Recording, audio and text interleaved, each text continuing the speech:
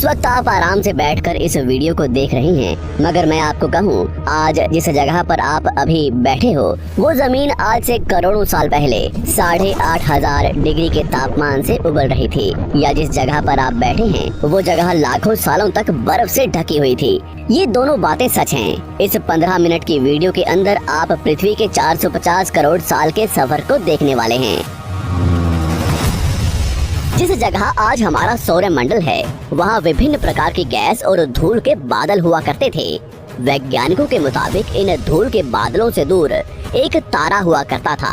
वक्त के साथ साथ उस तारे की ऊर्जा कम होने लगी, जिसके कारण उसके अंदर एक विशाल विस्फोट हुआ। विस्फोट की वजह से अंतरिक्ष की ये धूल एक दूसरे से दबने लगी।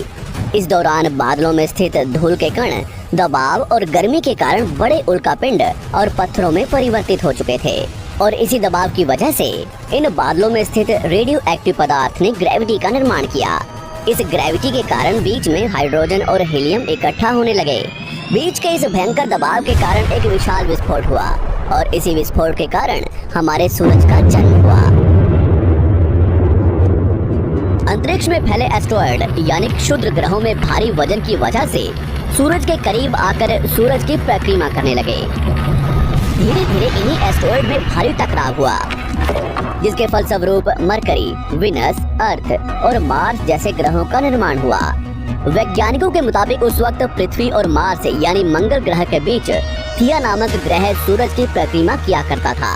पृथ्वी पर ग्रेविटी होने की वजह से सूरज की परिक्रमा करने वाले एस्टेरॉयड अब पृथ्वी की परिक्रमा करने लगे, और धीरे धीरे करोड़ों सालों तक ये पृथ्वी पर गिरते रहे। और ऐसी ही घटना हमारे पड़ोसी ग्रह थिया पर भी हो रही थी, जिसके कारण थिया पृथ्वी के और करीब आने लगा और आकर पृथ्वी से टकराया। इस भयंकर टकराव की वजह से पृथ्वी के हिस्से कणों के रूप में अंतरिक्ष में फैल गए और एक रिंग्स की तरह पृथ्वी की परिक्रमा करने लगे। इन्हीं परिक्रमा करते हुए कणों में टकराव होने लगा, जिसके कारण हमारे चांद का निर्माण हुआ। उस वक्त पृथ्वी पर सिर्फ एक ही समुद्र हुआ करता था, और वो था 1900 डिग्री सेल्सियस की तापमान पर उबलते हुए लावे का। उबल रही थी वो सारी चीजें जिसे आज आप अलग अलग नाम से जानते हैं।